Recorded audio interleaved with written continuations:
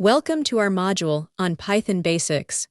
We'll start with the foundational elements of this powerful programming language. Our goal is to understand fundamental concepts that are essential for various STEM applications, preparing you for practical use. Let's begin by understanding Python variables, a core concept in any programming language. Variables are essentially symbolic names that we use for storing different types of data in our programs. First, let's look at the basic definition of what a variable is in Python programming. A variable is a symbolic name, acting as a placeholder for data.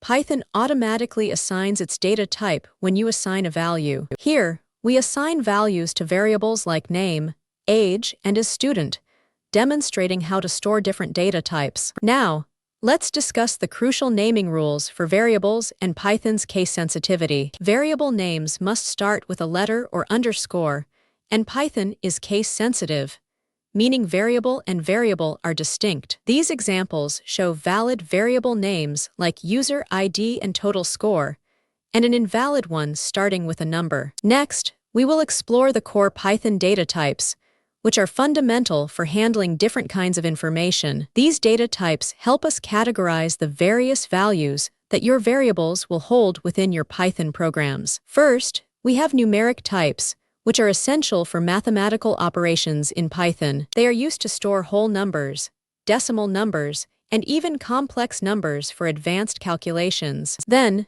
we encounter the string type, which is crucial for handling textual data. Strings are specifically used for sequences of characters, allowing you to work with any kind of text. Another important type is the Boolean type, which represents logical conditions. This type represents simple logical values, either true or false, often used in decision-making. Moving on, we have sequence types, which are collections of items in a specific order. These include ordered collections like lists, which are mutable, and tuples, which are immutable. The dictionary type is another powerful collection type in Python. Dictionaries are unordered collections that store data as unique key-value pairs, providing efficient data retrieval. Finally, we have the none type, which indicates a special state. It represents the absence of a value, often used as a placeholder or to indicate nothing. Let's explore some fundamental data types in more detail,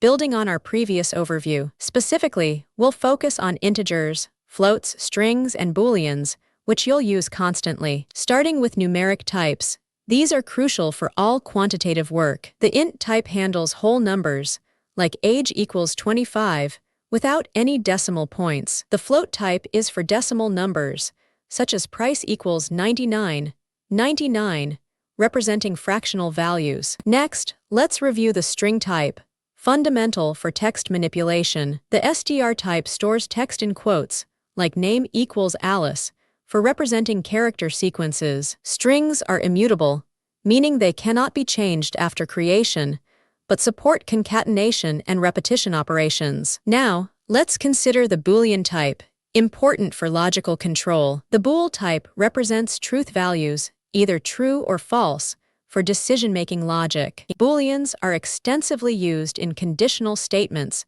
and various logical operations within your code. Finally, we'll briefly touch upon collection types and the none type. Lists are mutable and ordered, while tuples are immutable and ordered, both for grouping items. Dictionaries store unordered key-value pairs, and none signifies the absence of any value. Let's dive into the Python type conversion process, understanding how we can change data types in our programs. First, we begin with an initial value, which could be of any data type like a number or a string. We'll explore the int function, which converts a given value into a whole number or an integer type. Next, the float function allows us to convert values into floating point numbers, including decimal points. The str function is essential for converting any data type into a string, which is a sequence of characters. Then, the bool function helps us convert values into a Boolean type, resulting in either true or false. Finally, after applying these functions, we arrive at the converted value, now in its new desired data type. Today, we're exploring the various categories of Python operators, Fundamental tools for programming. These operators are crucial for performing diverse operations on variables and values within your Python code. First, we have arithmetic operators, which are used to perform basic mathematical calculations like addition or subtraction. They help us perform basic mathematical calculations, such as addition, subtraction, multiplication, and division. Next, comparison operators are used to compare two values, evaluating if one is greater than, less than, or equal to another. These operators compare two values, always resulting in a Boolean true or false outcome. Logical operators are used to combine conditional statements, enabling complex decision-making in your programs. They combine conditional statements using keywords like and or, and not to evaluate expressions. Assignment operators are used to assign values to variables, making your code more concise and efficient. These operators assign values to variables, such as the equal sign, or combine operations like plus equals. Identity operators compare the memory locations of two objects, checking if they are the exact same object. They compare memory locations of objects using is and is not to check if they refer to the same instance. Today, we'll learn about user input and program output, essential for making your Python programs interactive. This section focuses on how your programs can interact with users, both receiving information and displaying results. Let's start by understanding how to get user input, which allows your programs to receive information. The input function reads user data as a string.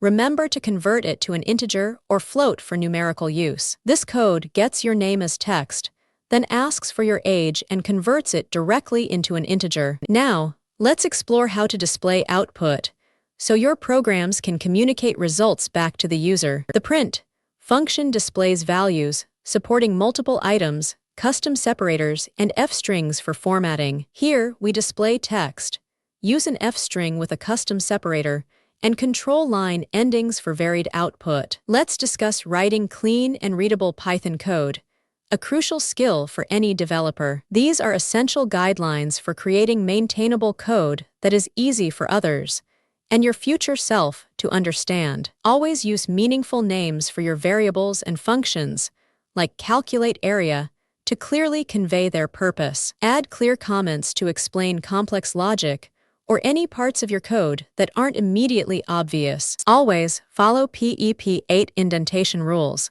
consistently using 4 spaces for each level of indentation in your code. It's good practice to limit line length, keeping your code lines to a maximum of 79 characters for readability. Use blank lines strategically to separate functions, classes, and distinct logical sections of your code, improving flow. Always add space around operators, like an x equals a plus b, to significantly improve the readability of your expressions. All right, let's now wrap up everything we've covered with a concise summary of our Python Basics module. Here are the most important key takeaways that you should remember from our exploration into Python's fundamentals. Remember, variables are essential for storing data, and Python allows them to be dynamically typed, which is quite flexible. Python supports many data types, including numeric values, text strings, Boolean true/false, and various collections like lists. You can change data types using conversion functions, such as int, for integers, or str, for strings, which is very handy. Operators perform various operations on values, categorized as arithmetic, comparison, logical, and more, for complex tasks. The input function handles user interaction, while print is used to display output and communicate results to the user. Adhering to PEP8 style guidelines, using comments, and clear naming conventions significantly improve your code's quality and readability.